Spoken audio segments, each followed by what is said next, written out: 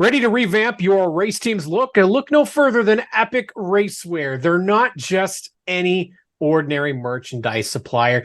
They're the pit crew you need to take your team to the next level. Hats, pit shirts, tents, race suits, flags, gloves, marketing materials, bags, you name it, they have it. Dan Bailey and his talented crew at Epic Racewear will work tirelessly to provide you with an eye-catching design that will make your team stand out from the competition. Let's not forget about their unmatched creativity when it comes to making you look fresh and cool while promoting your partners. Epic Racewear is the real deal.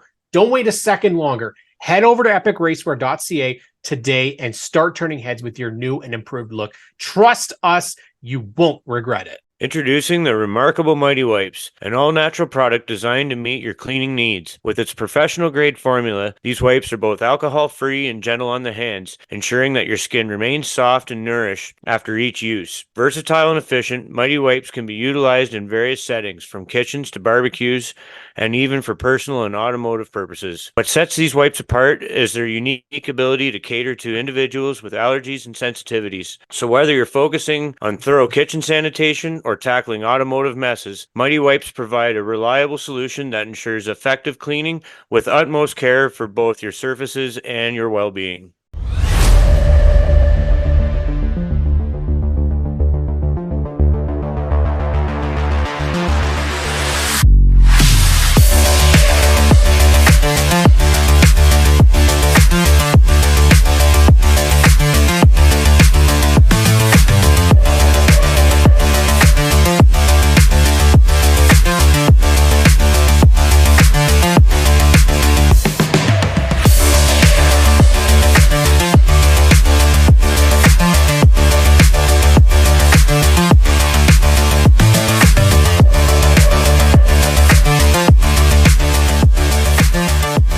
What's going on, everybody? It's Graydon alongside Cam K, as always. Back for another episode of Stickers and Scuffs. We're going to do a little bit of Legends talk today, right, Cam?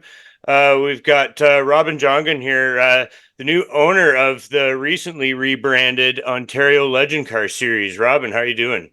Pretty good, guys. Thanks for having me on, and excited to be here to spread the word about Legends in Ontario. Yeah, a little bit.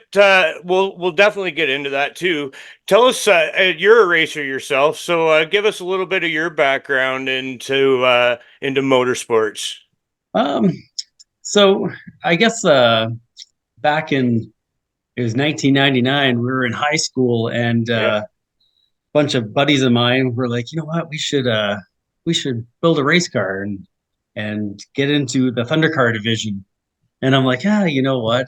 Yes, that sounds pretty good, but I didn't have all the skills or a big garage. And so, oddly enough, we bought one of those How to Build a Stock Car books, I think from Ron Kelly from Bayside Automotive.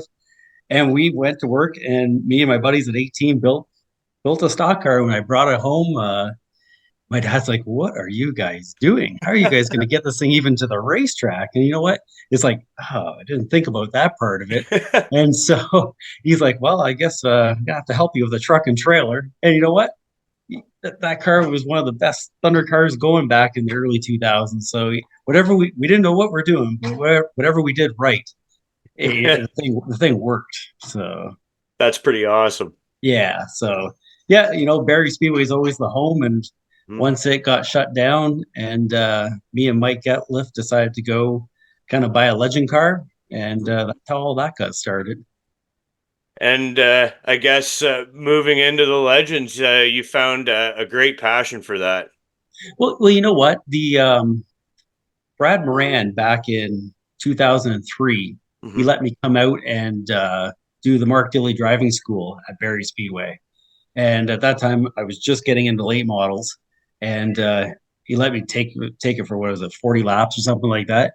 And I thought, this is one of the most exhilarating things I've done. Like, they're such a short wheelbase, higher horsepower, like the power to weight ratio is pretty neat. And they're so squirrely. And ever since I took that driving school, it was like, it kind of gave me a start and passion for that. And it was always in my mind, even the whole time I ran late models. You know what? One day I'd like to go run a legend. And then when Barrie Speedway shut down, it was kind of like, a quick phone call to my buddy Mike. It's like, hey, you want to do this? Want to split on this deal and go legend car racing? He's like, absolutely. And that's how it all folded from one cars to two cars, and then so on and so on. Wow. But now you have a series. Now I have a series. Yeah. So somewhere along the way, I might have bumped my head once or twice. So No. the transition, how do we get from a team owner to the series owner? Because now you can control the narrative. Yeah, yeah. You know what?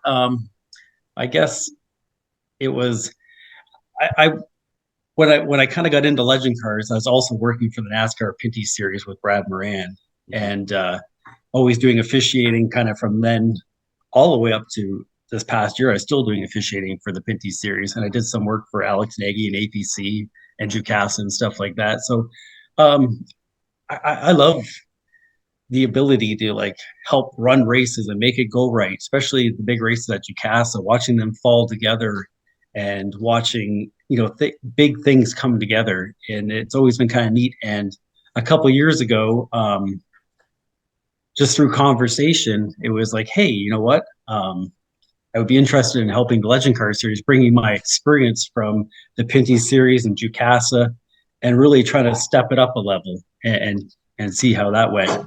And then Kevin Foisey bought the series from Jeff Dremy, and he's like, "Hey, would you like to come on board and you know run like to be the race director and series director?" And I was like, "You know what? It's a great opportunity to kind of get up in the tower and help run races. It's kind of something I've always kind of watched from afar and always kind of been interested in." So, I've watched Trevor Handley from the Pinty series when he was doing it.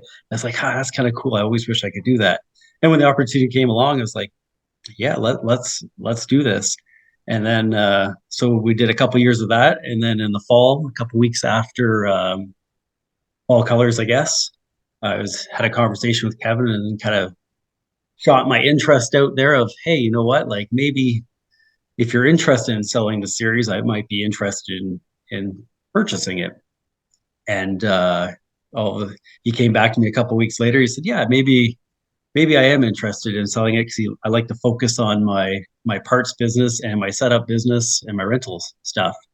And so we've been working on. Took a few months to get all cleaned up and taken care of, but yeah, here we are now, and we're wide open. You've worn, like you say, the competition hat, the officiating hat, and it's sort of almost natural progression that you're kind of the top man now for a series. I mean, that having worn those hats maybe kind of makes you you can put yourself in the competitor's shoes when you're making decisions and that sort of thing, trying to keep everyone's best interest in mind. Yeah, absolutely. You know what, and that's what I give anybody that's in the officiating position. I give them credit because you take a Definitely. lot of angles from everybody's point of views, and you just can't make one person happy. You got to make a bunch of people happy. And some people have an outlook of they have a one way outlook on it, and you got to kind of focus them to say, hey, you got to see everybody else's outlook. And that's the nice part about being an official driver. You kind of have those outlooks, and so you can sympathize with your competitor or whoever and be like, hey, I understand where you're coming from, but this is why we got to do it this way. And typically they understand and know where you're coming from that way. Yeah, and I mean, like you can cite specifics probably through your career at various roles that you've had, and be like, "This is why we're not doing." Like, it Yeah, can kind of help shore up, like you're making your case or whatever. I won't. We're going to do it this way, and this is for this reason or whatever. If it needs to come to that. absolutely. Absolutely. Like that's like I've been in the racing thing for 25 years. Somewhere along the way, kind of something happens to you where you can kind of relate back and say, hey, you know what? And sometimes you're on the winning end of things, Yep. and sometimes you're on the losing end of things, and that's just the way it is. Yep. So What was job number one when you started and you took over? Because I imagine there's a lot that you want to yeah, kind of do right away, but you kind of have to, I would assume you'd have to kind of step back and absolutely, yeah. absolutely. Step one was okay. Where do I see this going? And kind of my first job, number one, after me and Kevin kind of came to an agreement was we have the Great Lakes Series and Blake, who do a lot of the Western races. And I noticed last year, when we were off, they were having a bit better car count. And when they were off, we were getting a better car count. Okay, let me talk to Blake and see if we can not amalgamate, but let's try not to work against each other. Let's try to work. You run on my off nights, I run your off nights, and let's try to come together for 6 races. And we did that once last year. It worked out really well at Sauble Beach for the weekend. Yeah. It was a little chaotic on the Saturday, just a little bit. But you know what? That was a good learning curve because I was gonna stay overnight up there, and after all the commotion that went on, and we're like, I got to rewrite what's going on here, so the Sunday show goes better. And I went home with my official John. We went and we talked the whole way back to Kitchener Waterloo on how to make this better. Talked the whole way back, and we had a good plan starting until the rain came. So I wish the rain wouldn't have come that day, so we could really see how our plan was going to come together. But up to that point, it was going smooth as silk on a Sunday. You know what? When you get 34 cars in a series race, that there's a lot going on. NASCAR doesn't even get that. So. No, that's right. I think, and I heard last year at Sauble Beach that was their biggest turnout in X amount of years. Like it was 1970 something. Yeah, in it any was. Series. Yeah, it was. Yeah, so we're hoping to do the same thing this year. You know what I mean? With our 6 combined races, like we're going to go to Barney once. I don't think Barney. Pretty sure that's going to be a crazy place if we bring over 30 cars. Yeah. I will. You beat me to the Barney thing. Oh yeah. That's going to be a hell of a show, I think. Yeah. I haven't talked to them at Barney, but Blake has, and they are super, super excited to have both of our series combined and go there. And I know a lot of our racers are really excited to go there. And so, you know what? We're go there and get the guys to calm down and put on a really good show for them. You know what I mean? When we get to big races like that, I find sometimes the racers get all amped up and excited, and it's just calm down, do our regular show, and we'll put on a killer show for them.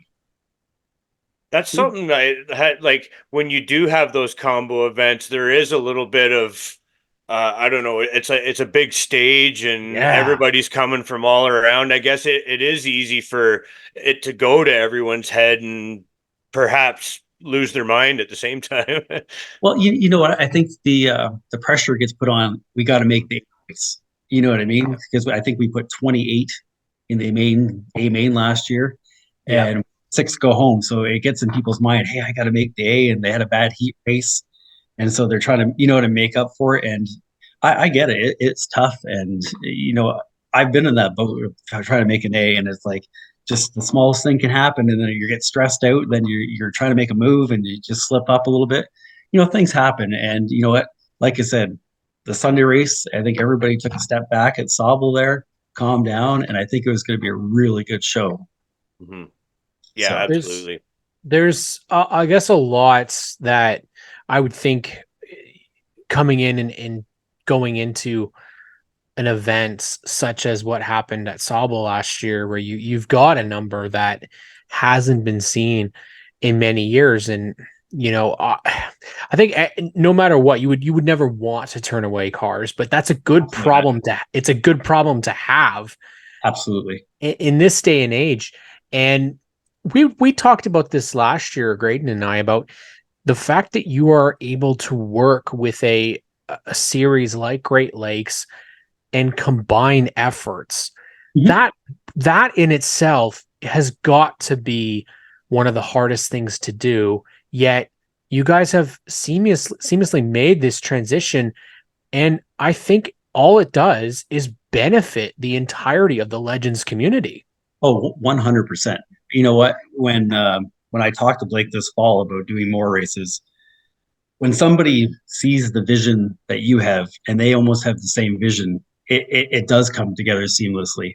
Like I know we're going to try to get together this coming week at Motorama to really tie together our shows, like our combined shows, and be like, put some jobs, like you're going to do this, you're going to do that kind of thing. So, there's already a lot of work been done, but there's still a lot of work to do so that these do go off seamlessly. Well, and there's I think the other side of it too is, I hate to say this, but I feel like Legends got forgotten about a couple of years ago. I feel like everybody went, we've got APC, we've got the NASCAR, we got this, and then, I mean, for ourselves, we kind of forgot about it too. Yeah, and all absolutely. of a sudden, it Yeah. was in the last 2 years now, Great Lakes came in, and then all of a sudden you guys are doing these combined efforts. And then all of a sudden I'm looking on GeForce and you got 28 cars Yeah. in Yeah. the feature. I'm going, what's going on here? This is fantastic. The resurgence of Legends. I mean, this is just the beginning too. Like, you guys are just new in this partnership. So Yeah. do you have a future idea of where you want it to be? Not at all, to be honest with you. but it's one of those things where, like, when me and Mike bought the Legend car, I don't know the exact year, I'm going to say 2014, 15. Mm-hmm. It was kind of in a little bit of a low. And, Mm-hmm. And it started to get a good resurgence before COVID. Like, we had like an A and B at Fall Velocity in 2019. And like, we were up to the low 30 cars or high 28. And once COVID hit, it kind of took a really big hit. Yeah. But I think some ways COVID almost helped it, because the pricing of so many other cars, race cars, went up so high. You know what I mean? Like, Legends is almost the best bang for your buck, really. For the thrilling, like, it's such a thrill to drive. Yeah. You don't need a big hauler. Like, we had one guy there last year before last. He had a minivan and a landscaping trailer, and that's how he got to the racetrack. Yeah. You know what I mean? You don't need the big haulers. You can have that, sure you can, but you don't need it. And you don't need. We have a lot of guys who come solo on race weekends, and you don't need the big crew to help you out. And you know what? They're just fun cars that are pretty simple. And like you guys already know, you can take them anywhere. You can run anywhere you want, and that's the attraction to it. You know what? You want to take your family to Florida in February, go run Winter Nationals. You know what I mean? Or wherever, Charlotte, summer shootout, baby. Summer shootout. And it's neat because our series is becoming so competitive. Like, I would say the biggest difference from even a couple of years ago to now is, like, we have so many less lap down cars. We have so many more, like, the field getting tighter and tighter, which is just putting on a great show. I think that maybe that's why it's getting noticed more. That was also the reason at Sauble, I think, why you guys couldn't get going, is because the field was so tight the entire time. You didn't have a ton of lap cars. No, and the thing is too, Sauble, it's a bottom feeding racetrack almost, right? So everybody's trying to slide into the bottom, and it's tight racing there. Sauble, when I ran my Legend, Sauble was probably my favorite track of all in a Legend car. It's the right size, the right everything. Yeah, it's definitely a fun track. I haven't done it in a Legend, but it's a great track. And as we were talking to, you guys are going to 5 tracks this year, and also as you've kind of answered a bunch of my questions all in succession. No, that's all right, but we can touch on each kind of point a little bit. Yeah, absolutely. You're speaking to like the talent level and like the competition. I mean, it's become the Legends between the Great Lakes series and your series, a destination for young talent coming up, and then you have kind of your perennial contenders and that sort of thing as well. It's a great series to come and to learn, right? Well, that's right. Like, look at look at all your cup champions and stuff. Like, they all have a Legend car, as their starter or middle ground. You know what I mean? Because I think you're like, the power to weight ratio teaches you so much car control, right? And the short little wheelbase. I mean, like, it could. Yeah. I know from experience on the dirt, it can whip you around in a blink of an eye. Yeah, I'll admit I'm a little bit jealous. You got to take one out in dirt. That's for sure. That was kind of on no idea what I was doing. It was kind of on my bucket list before I decided to hang up the helmet. But one day, put it on the list. It is in the future plans. Well, Ontario legends on the dirt. um, I think maybe not so much on our end. Mhm. It might be a Great Lakes side. I know they had some stuff lined up with, I think it's Southern Ontario Speedway. And when I guess they got shut down over the winter or something happened there, then that got taken off the schedule, which is my understanding. But that might happen more on their side. Mhm. We got, you don't want to overextend your competitors with too many races, right? So, we pushed it to 15 races this year, which a lot of my competitors have always expressed they would like to stick around 12. Yeah. But when you're trying to grow the series and take care of the people who have really helped you over the years, like to keep the series going, Mhm. you have to kind of make a happy medium. And we've been rained out so many times in the last couple of years. We added a couple, hoping that it works itself out at the end of the year to have 12 or 13 shows. Nice. Yeah. That's a great thing. I mean, as you said, like your schedule is spanning from May 11th to October, like to autumn colors at Peterborough. So I mean, you're going on tour at these 5 tracks for a good long portion of the racing, as long as the racing season is basically. Yeah, we're starting. I think a week or 2 weeks after sunset starts, and Yep. we're going right to the end. So Awesome. you know what? It's and you know what? Between us and Great Lakes, you almost got a place to race every weekend if you Yeah. have a Ontario. I Yeah. think there's only 2 or 3 weekends off, and we have And a that's couple of. attractive to a lot of racers too. Yeah, that's right. If you want to run for the INX Championship points, you know what? I think it's they take your best 18 races, so the more you can run, the better. Hmm. So if somebody in Ontario wants to go for that championship, you can jump back and forth and work on it. I know Cool. there's some guys already heading to Nashville to start that campaign to do that kind of stuff. So it's that's the nice part about it. Pick up, go to Nashville for the weekend, have some fun, and race down there, and then come home and do it up here. One of the things we've talked about with a lot of I mean, we've talked with some legend racers here on the podcast. We've had Austin Arnell and Yep. McKenna Robson, Matt Boys on the show, and then obviously we've got new SNS racer for this year, Keaton Pipe, going to be repping us again this year, or for the first time this year. So the competition level is like no other. You've got veterans, but then you also got these young kids coming in, and they're battling right up with. I mean, take Jade Franklin for example, comes from Oh, running an absolutely. APC series weekly, and now all of a sudden he's battling for the championship and running up front all the time. There's no stiff on the competition here. No, you know what? Jade was a good example of he picked it up really Yeah, quick. He was like instantly fast and on it.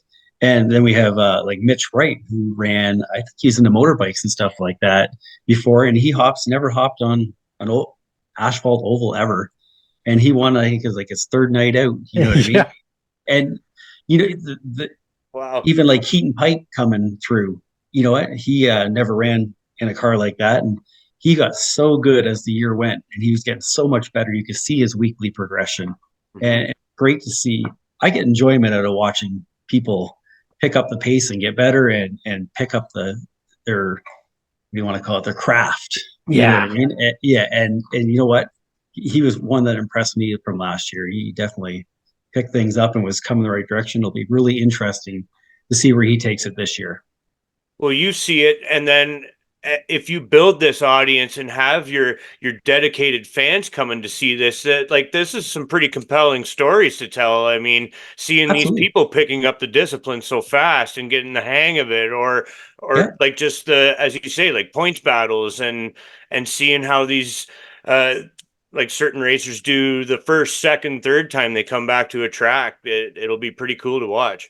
And you know what too? Like speaking to like stories and stuff like that, you're actually starting to see like not many, but there's people that are starting to follow the series and come to our Mhm. trips every week, which I Yeah. don't think that really happened in the past. So it's kind of neat because people are picking up favorites like Yeah.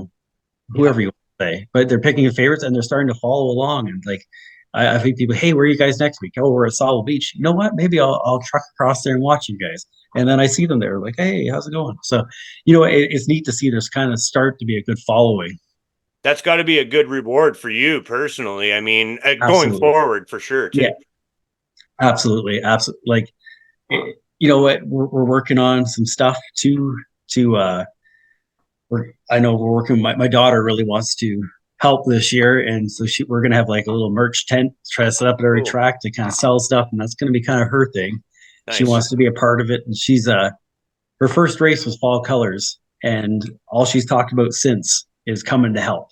So it's Nice. good to even get young kids into that side of it. Yeah. So it's going to be a fun year. And you know what? Yeah, I can't wait. That's what we want to hear. Yeah. Yeah. Yeah. Absolutely. You know what? I was a little bit of a skeptic to take her to her first race. I like all colors, always cruddy weather. And you know what? It's how's she going to manage all day there? And she loved every minute of it. So Little she bit wants of me dad to. in there, eh? Maybe she wants me. All she said the whole way home, she wants me to buy her a junior late. And I was like, I don't think your mom's going to approve of that. Yeah. That Well, conversation kind of comes up around this place too. we see though there might not just be junior lates around in the future. I don't know. It looks like banderos are being talked about. So you know what?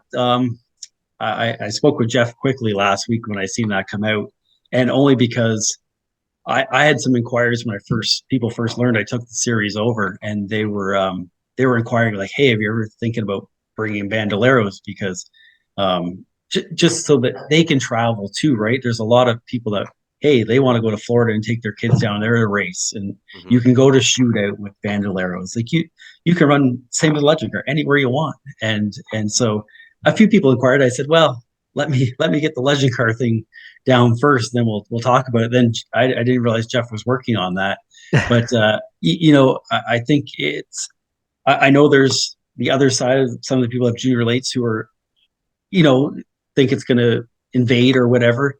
But I think Jeff is really working on a happy medium to make them run together or something like that off the get-go. He told me he had some different restrictor plates to try. And I think once people see that product and just let it kind of develop itself, it's going to really work itself out in the long run. I think it's a big positive to get young people into our sport, and a good safe car that, you know what, you can buy lots of like the parts are readily available for that. Used cars are readily available. So you know, I think it's going to be really good for short track racing. Awesome. It's sort of like guys in your position, like the tops of the series and track managers and stuff. They're a little bit like politicians. You're not going to please the entire, like 100% of the population. So I mean, it's always like a race car trying to strike that balance, right, and find what works best. That's exactly what it is. And like I kind of said earlier, you just gotta listen to everybody. And you know what? I always tell people, whatever you're thinking, just tell me, because if you don't tell me, I don't know. And then, you know, I swear I think about this job way too much. It's just because my wife calls me a people pleaser, and I just want to make sure everybody's happy and having fun. And you know what? And some days it gets to me, because if somebody's upset about something, I'm like, how can I make this work? And but you're right. You come to a happy medium with them, and you're like you are a politician. So being a purveyor of fun is serious work. Yeah. yeah. So you've got a lot of people that you're gonna have to thank this year. So, who is it that you want to thank? Because we get this opportunity here to thank the partners, the people that put the show on for you. So this is your moment to normally we do this for the racers, but for the those who in charge and own the series, I think it's pretty important too. Takes a village for sure. Yeah, you know what? First off, it's the racers. You know, I appreciate every single one of them that come out and support, you know, our deal every week, and the racetracks. You know, without them and them seeing my vision, we had to change some things up this year to kind of make things work with Great Lakes. So like, you know, Peterborough, Sauble, Sunset, you know, they really worked with me on trying to get that schedule to work, because when you're trying to jam so many races like that together, you know, it was a lot of back and forth. Hey, can we move this? Can we move that? And they're all so nice and great to me to say, hey, you know what? Yeah, we can adjust that for you to make it work. That's a job in itself on racetracks Yeah. part. You know what I mean? So them I appreciate. Trailers Plus has been with the series for the last 6 years. We're still piecing stuff together with them to be our main sponsor for the series. So I hope things are looking good. So piece that together. We've done a lot of nightly sponsorship selling. We got ground level contracting, Loctech facility maintenance, Eaterston Trucking, Skelton Truck Lines, which I just want to say is year 25 with me. They've sponsored right from the get go. So I appreciate Ron and his family helping me out. Then we got AC Plus and Simcoe County RV. Jason Wilds from Wilds Printing. He's been so good to me over the last couple of years. You phone him up and with a last minute, hey Jay, can you do this? And it's always no problem. And people like that really help everything. So, but yeah. That's awesome. Just quickly, how can race fans find the Ontario Legend Car Series? Right now, you just find us on Facebook. It's Ontario Legend Car Series. You can shoot me an email, Ontario Legend Series at hotmail.com, and I can answer anybody's questions. We're working on our Instagram stuff. We kind of have a little bit of a mix up with that. So for some reason, something would let me do something there. So we're getting that up and going, and a website's coming soon. Well, if you go to the Facebook page, everybody, you guys had the schedule up right and early there this year. So everybody can make plans to go and see the Ontario Legends Car Series or the Great Lakes Legends combo. You guys will be hitting it up together 6 times at the 5 different tracks you run, right? Yeah, that's correct. So we are together at Sunset on July 13th. Then we're at Full Throttle July 20th. When we're at a double header for Sauble Beach on August 3rd and 4th. And then we're at Flamborough October 5th. And then we're at Fall Colors in Peterborough together. So it will be pretty cool. It's going to be a good show. Robin Jongen of the Ontario Legends Car Series here with us on Stickers and Scuffs. Robin, thanks so much for joining us. I appreciate you guys having me. Thank you. Thanks.